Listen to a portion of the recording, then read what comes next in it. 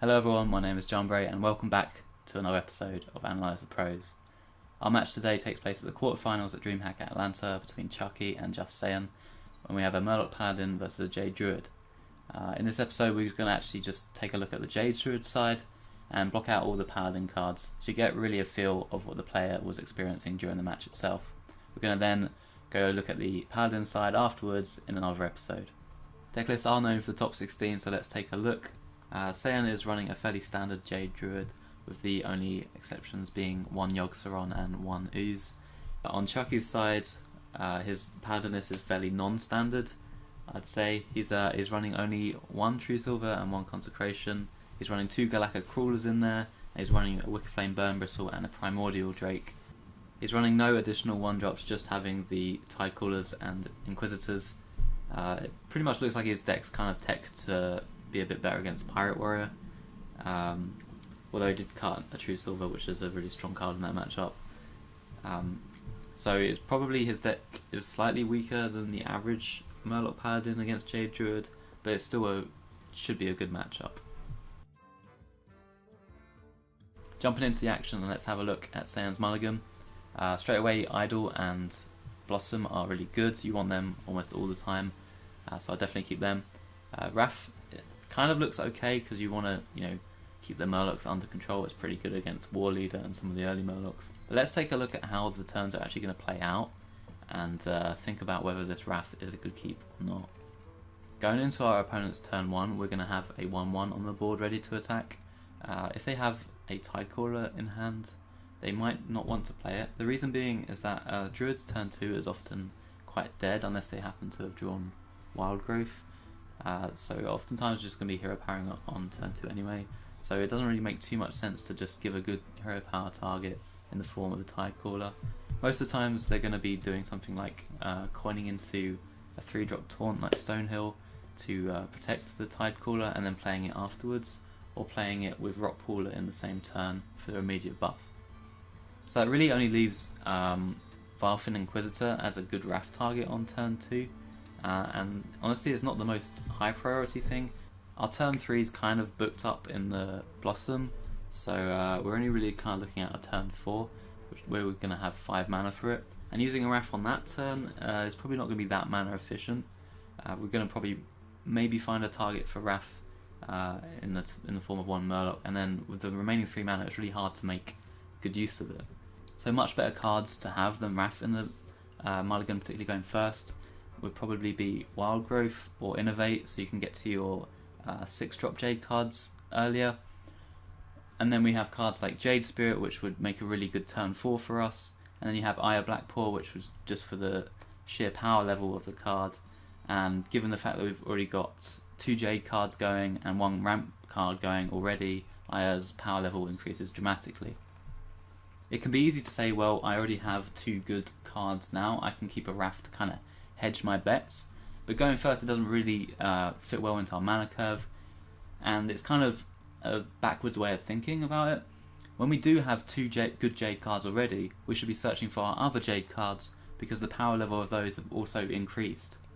We have a good start already, so we should be looking to increase our advantage, not worry so much about falling behind. If we don't find Jade Spirit or any of the other cards we want for our turn 4, with 5 mana, things like Swipe or Feral Rage tend to have a pretty similar power level to what Wrath would have provided anyway.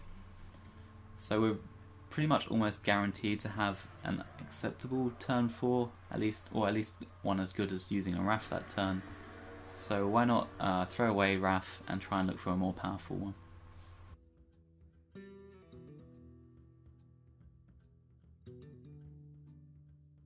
Our turn 1's pretty simple, we just want to be spawning a Jade. It's worth noting how many cards our opponent kept in the mulligan, which was 3. These are likely to be some combination of 1-drops and a Rockpool Hunter, and given it's a slower matchup and they kept 2 other cards, there's potential for a War Leader in there as well.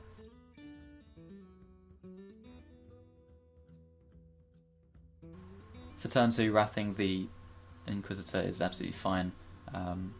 We want to kind of keep the Murlocs under control. Things like War Leader and Megazord get a lot stronger if they have a lot more Murlocs. Also, we haven't really got anything else to do this turn, it's mana efficient, and it also protects our 1-1 from getting value traded into.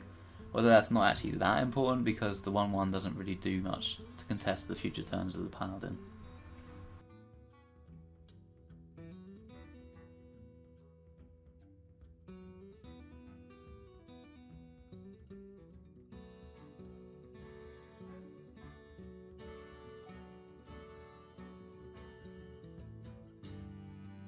Turn 3 is again quite simple. It's just a Jade Blossom to ramp up, setting up a nice turn next turn with Innovate, Ire plus Idle.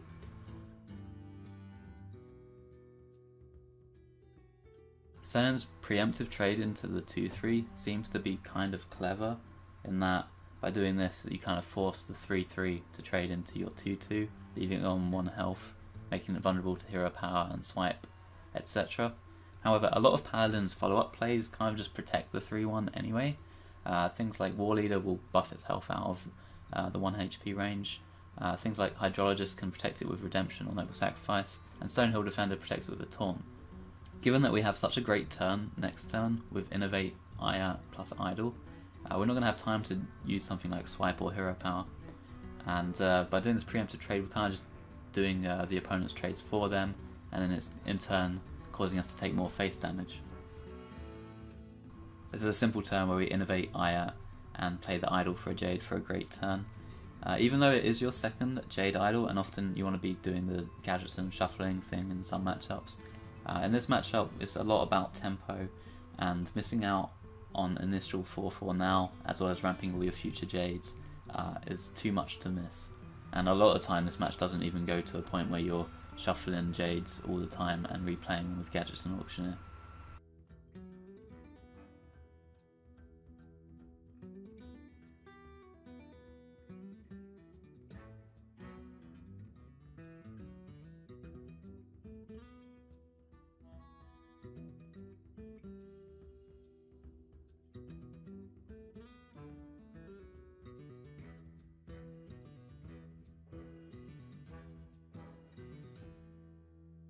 Turn 5 and you're kind of forced to use Nourish. You could YOLO ramp and try and get a Primordial Drake off the Wrath, but I think you don't really need to do that here.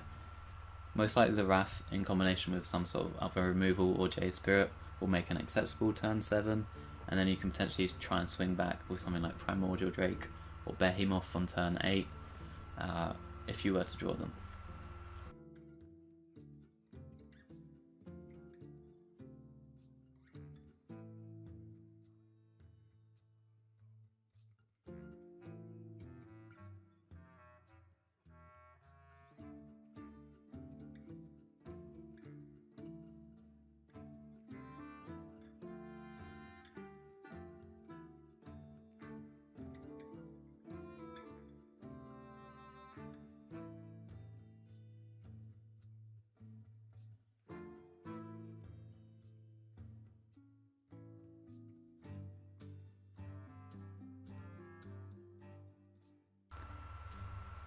For our turn 6, it's kind of unfortunate for our opponent that we actually drew a second Innovate and a Drake, because it's absolutely amazing here. It clears off quite a few of the Murlocs, and it contests the rest of the board really nicely. Next turn we can do something like Swipe plus Jade Spirit, for example, and we should be looking pretty good.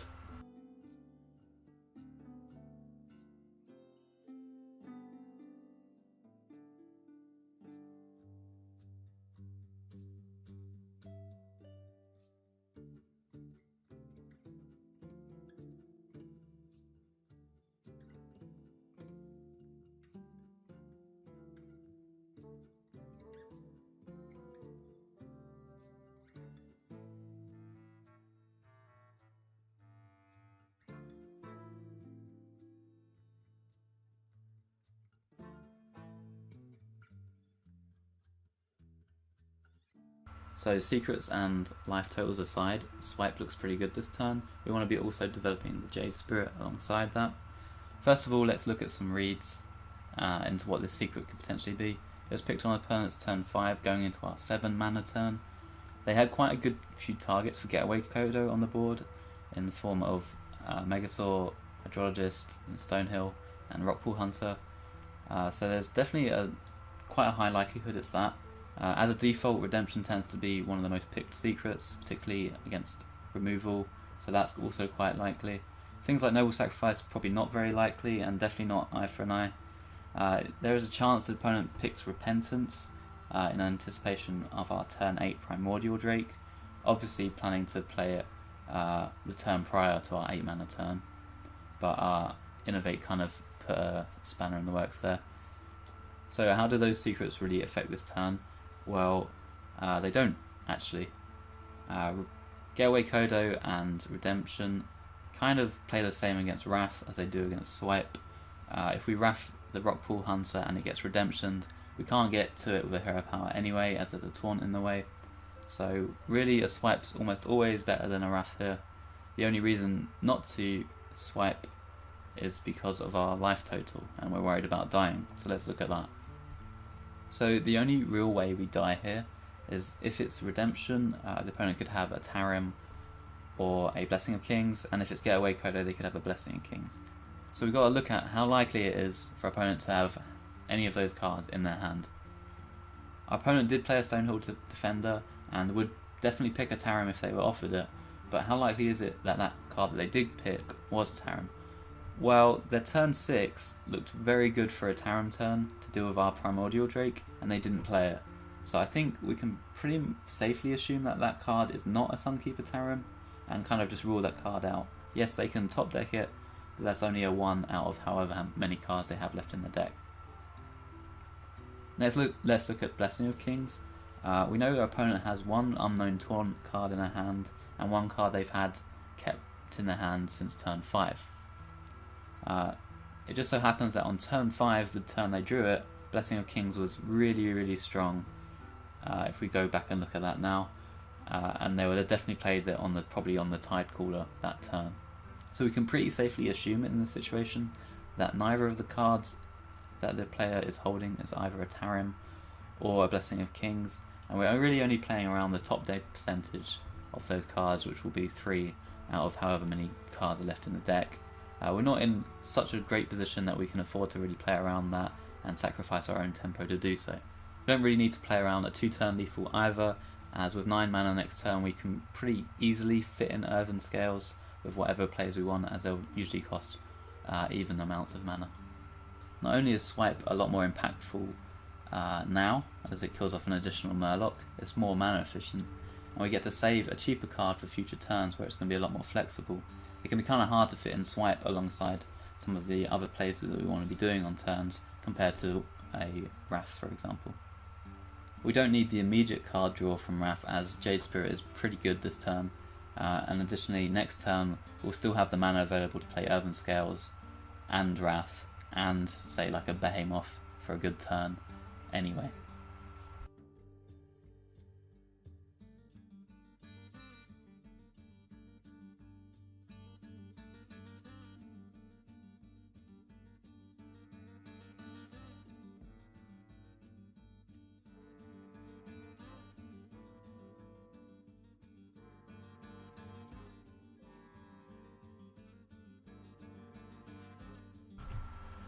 So here for turn 8 we can either Nourish for draw or use Gadgetzan for draw.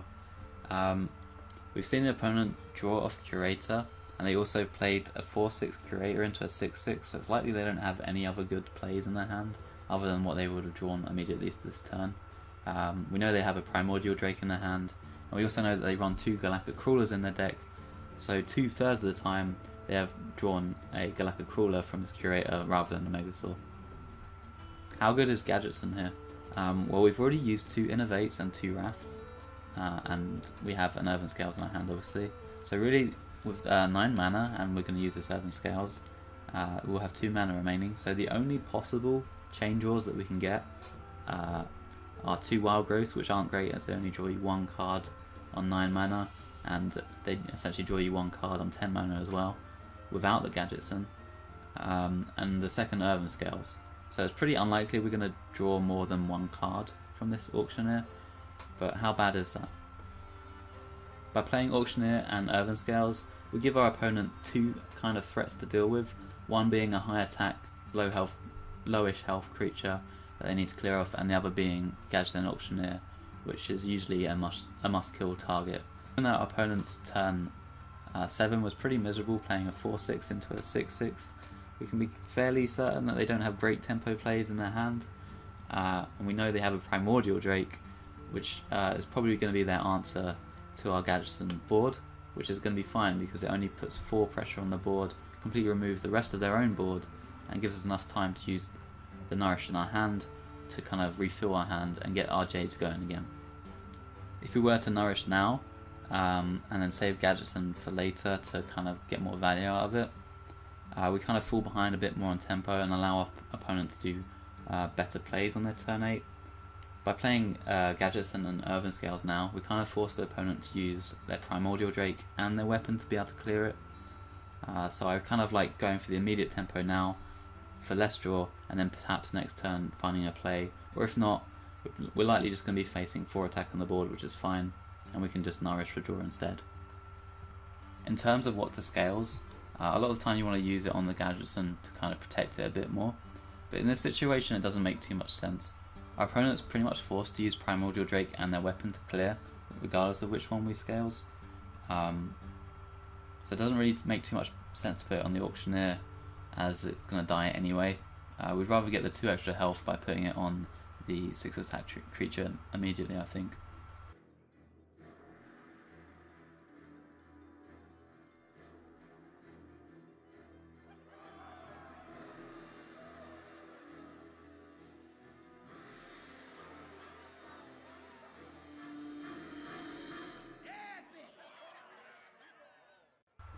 This turn you want to be doing a fairly simple Nourish to find some more Jade cards.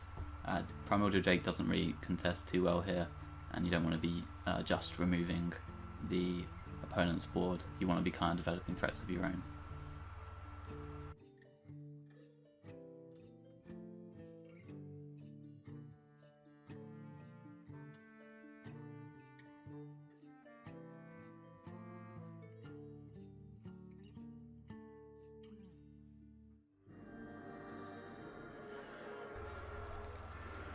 For our turn 10, we want to be playing Behemoth, as putting the Jade onto the board really contests the board quite well. With our remaining mana, probably Swipe is the best. We get to remove their 1-2 Murloc and pop the Divine Shield. Removing the Murloc's nice because they could have potential synergies with Murlocs in their hands and the hero power. Additionally, they have a 1 in 3 chance of drawing Megasaur from their Curator that they played not too long ago. So getting rid of this attack buffing Murloc now seems very good to me. As for the Divine Shield, we know our opponent plays 2 Rallying Blades in their deck, and buffing Tyrion to a 7-7 Divine Shield when we're putting down a 7-7 Taunt is completely back-breaking for us. So playing around that possibility is definitely something we should be looking to do. Playing Feral Rage here, even though it's all nice and glowy and we get the double choose 1 effect, wah! The plus attack from Feral Rage now doesn't really achieve much. We can't even get through the Primordial Drake with the help of Fandral, so really kind of wasting the effect of it now. Being on a life total of 18, we're pretty safe, to be honest. We're putting it down a taunt this turn, so it's hard for the opponent to push that much face damage anyway, and we should have the mana available to use a Feral Rage in the upcoming turns if our life total comes into jeopardy. Saiyan chooses to hit the Primordial Drake with a Fandral and not hit with his face. I guess he wants to keep his health total high to kind of try and swing with Yogg-Saron, potentially. I don't really like this play. With big AoEs like Primordial Drake and Yogg-Saron, you want to kind of keep the tensions high and have your opponent avoid trading off their minions. That way you get the most value out of it and the most potential tempo swings. By bumping with the Fandral and making it a free one, you give your opponent great opportunities to clear it with like weapons, or just the Murloc for instance, which is something you don't really want to happen.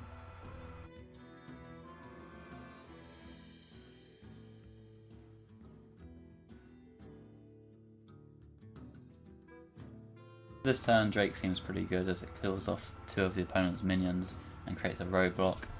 We can also use 2 mana to just use the Wild Growth and then set up for a good Yogg-Saron potentially in the future.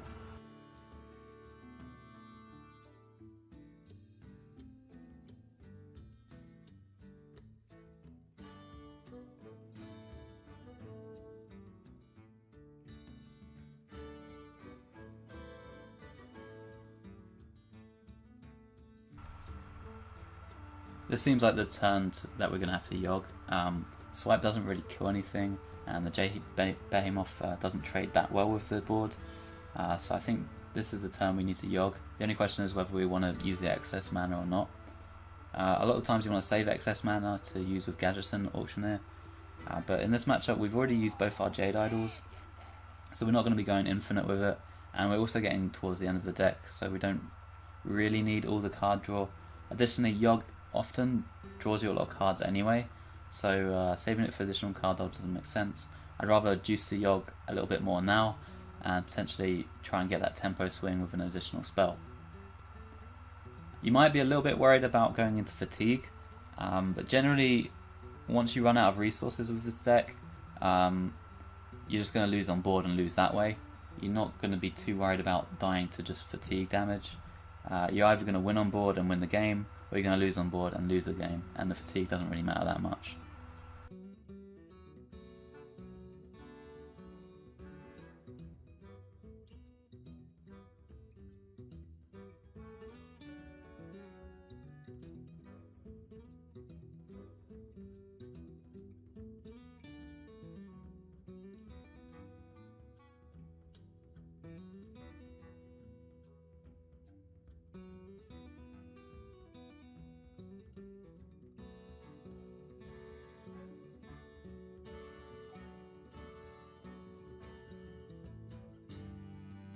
Swipe seems pretty good this turn. We get to clear off most of the opponent's board, including that annoying snail, and given the snail wasn't played first, it won't be redemptioned and it won't be getaway codoed, so we don't have to deal with it later.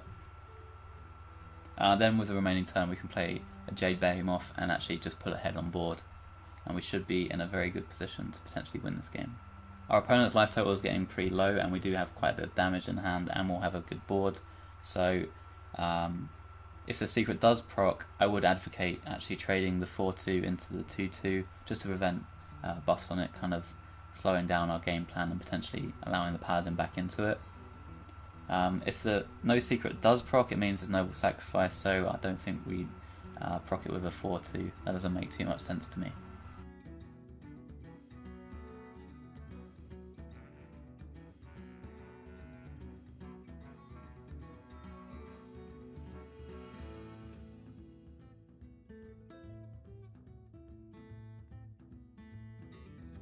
For turn 14, we kind of just want to be playing clean up and then setting up lethal of our own. We can start off by attacking the war leader with the 3-6, seeing what secret it is. If it's redemption, we get a really good swipe. If it's noble sacrifice, we can just trade away the board regardless. I think I would slightly prefer to just try and remove the opponent's side of the board a bit, using swipe and feral raids this turn along with the ooze. That way we develop a board of their own and reduce the opponent's side of the board and make sure they don't get any value trades. The reason being that if they value trade and then like Tarim for example, they have some good fighting chances in the game. Whereas if we were just to remove their board, even if they do have Tarim, we should likely win anyway.